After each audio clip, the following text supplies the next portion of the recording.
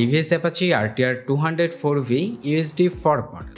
এই নতুন মডেলটা কিন্তু ইন্ডিয়ার মার্কেটে টিভিএস বেশ কয়েক মাস আগেই কিন্তু লঞ্চ করেছে। এই নতুন মডেলটাতে টিভিএস ব্যাপক পরিবর্তন করেছে তাদের এই 200 সিসির বাইকটাতে। বাইকটার কয়েকটা পরিবর্তন নিয়ে যদি বলি, প্রথমেই বাইকটা দেখলে যে পরিবর্তনটা মনে হবে সেটা হচ্ছে এটার সাসপেনশন। সাথে যে পরিবর্তনটা পাবেন সেটা হচ্ছে বাইকটার ব্রেকিং সিস্টেমে। এটাতে ডুয়াল চ্যানেল এবিএস দেওয়া হয়েছে, যেটা কিন্তু বিগত মডেলের বাইকটাতে ছিল না। এটাতে আপনারা আরও পরিবর্তন পাবেন, যেমন নতুন একটা গ্রাফিক্সের সাথে লঞ্চ করেছে এই বাইকটাতে। এই বাইকটাতে যে তারা সব কিছুই ভালো ব্যবহার করেছে, ব্যাপারটা ওই রকমেরও না। এটার বেশ কয়েকটা খারাপ দিক আছে, যেগুলো নিয়ে কিন্তু আজকের ভিডিওতে আমরা বিস্তারিত আলোচনা করব। আর তাছাড়াও বাংলাদেশের সিসি লিমিট যেহেতু বাড়ানো হয়েছে, তো এই বাইকটা কিন্তু খুব শীঘ্রই বাংলাদেশের মার্কেটে অফিসিয়ালি আসতে যাচ্ছে। মূলত আজকের ভিডিওতে এই বাইকটাতে তারা কি পরিবর্তন করেছে, এমনকি তারা চাইলেও আরও কি পরিবর্তন করতে পারত, তার পাশাপাশি বাইকটা অফিসিয়ালি কবে নাগাদ বাংলাদেশের মার্কেটে আসবে, এমনকি আসার পর এটার প্রাইস কেমন হতে পারে, তার সবকিছুই জানাবো আজকের এই ভিডিওতে। তো চলুন ভিডিওটা শুরু করা যাক। আর আপনি যদি বাইক রিলেটেড যে কোনো ধরনের আপডেট পেতে চান, তাহলে কিন্তু আমাদের চ্যানেলটাকে অবশ্যই সাবস্ক্রাইব করতে পারেন। বাইকটার লুকস অ্যান্ড ডিজাইনে কিন্তু আসলে তেমন একটা পরিবর্তন পাবেন না, শুধুমাত্র গ্রাফিক্সেই কিছুটা পরিবর্তন করেছে।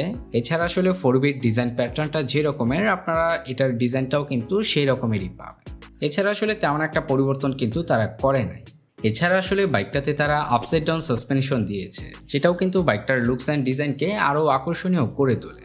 কারণ বাইকটাতে তারা যে গোল্ডেন আপসাইড ডাউন সাসপেনশনটা দিয়েছে, এটা কিন্তু বাইকটাকে একদিকে যেমন প্রিমিয়াম দেখায়, তার পাশাপাশি কিন্তু এটার কন্ট্রোলিংটাও আপনারা বেটার পাবেন।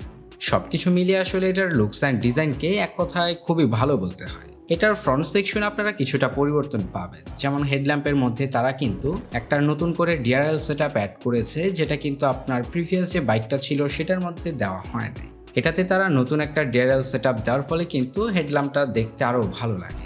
হেডল্যাম্প হিসেবে আপনারা বাইকটাতে বিগত মডেলের মতোই এলইডি বাল্বের হেডল্যাম্প সেটআপ পাবেন। এখানে আসলে তারা চাইলে পরিবর্তন করতে পারতো, যেমন এখানে তারা যদি একটা এলইডি প্রজেকশন হেডল্যাম্প সেটআপ দিত, তাহলে কিন্তু ভালো হতো। তবে আসলে বাইকটার ক্ষেত্রে যে দিকটা অবশ্যই পরিবর্তন করা উচিত ছিল, সেটা হচ্ছে এটার ইন্ডিকেটর সেকশনগুলো। কারণ বাইকটাতে তারা হ্যালোজেন বাল্বের ইন্ডিকেটর দিয়েছে, যেটা কিন্তু মোটেও একটা ভালো কথা না। কারণ এই 2025 সালে এসে তারা কিন্তু একটা ব্যাকডেটেড ফিচার দিয়েছে এই বাইকটাতে।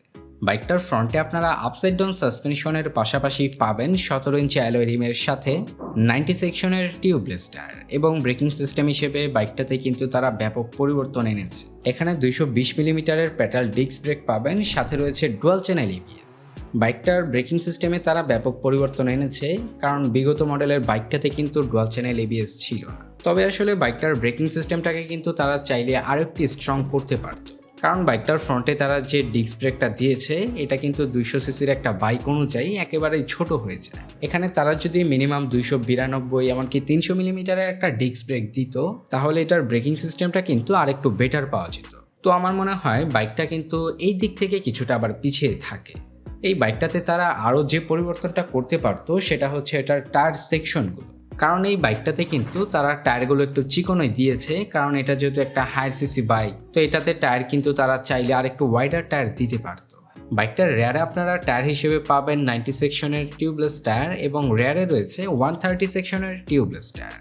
বাইকটার রেয়ারে হচ্ছে তাদের টায়ার দেওয়া উচিত ছিল 140 সেকশন মিনিমাম, আর তাছাড়াও ফ্রন্টে তাদের 100 সেকশনের টায়ারটা দেওয়া উচিত ছিল। এছাড়া আসলে রেয়ারে যে ব্রেকিং সিস্টেমটা দিয়েছে, সেটা হচ্ছে 240 মিলিমিটার। এখানে আসলে বাইকটার ব্রেকিং সিস্টেমটাকে মোটামুটি স্ট্রংই বলা যায়। বাইকটাতে কিন্তু আপনারা স্পিডোমিটারের ক্ষেত্রে কোনো পরিবর্তন পাবেন না। এখানে যে স্পিডোমিটারটা তারা দিয়েছে, এটা কিন্তু হুবহু আপনার বিগত মডেলের মতোই। মানে বাইকটাতে এইটা কিন্তু অবশ্যই পরিবর্তন করা উচিত ছিল, কারণ এখানে তারা যদি একটা টিএফটি স্পিডোমিটার দিত, তাহলে আমার মনে হয় দেখতে শুনতে আরও ভালো লাগতো। আর তার পাশাপাশি টিএফটি স্পিডোমিটারগুলোতে কিন্তু আপনার অনেকগুলো ফিচার দেওয়া থাকে। বাইকটার ইঞ্জিন সেকশন নিয়ে যদি বলতে যাই, ইঞ্জিন সেকশনটা মোটামুটি পাওয়ারফুলি বলতে পারেন 200 সিসির একটা বাইক অনুযায়ী। তবে আসলে এখানে যদি আমি পরিবর্তনের কথা বলি, এই বাইকটাতে তাদের কিন্তু কুলিং সিস্টেমটা অবশ্যই পরিবর্তন করা উচিত ছিল। এটা কেন বললাম, কারণ বাইকটা কিন্তু যেহেতু অনেক পাওয়ারফুল, তো এটাতে তারা যদি একটা লিকুইড কুলিং সিস্টেম দিত, তাহলে এটার ইঞ্জিনটা কিন্তু তেমন একটা হিট জেনারেট করতো না। তো আমার মনে হয় এখানে তাদের কিন্তু অবশ্যই পরিবর্তন করা উচিত ছিল।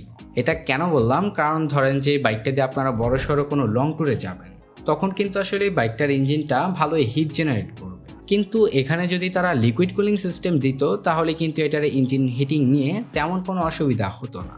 এছাড়া যদি বাইকটার ফিচার নিয়ে বলি, বাইকটাতে আপনারা শুধুমাত্র স্লিপার ক্লাচ পাবেন। এছাড়া কিন্তু আসলে তেমন কোনো ফিচার দেওয়া হয় নাই এই বাইকটাতে। এটা যেহেতু একটা হায়ার সিসি বাইক, তবে এই বাইকটাতে তারা চাইলে কিন্তু ট্র্যাকশন কন্ট্রোলটা দিতে পারত।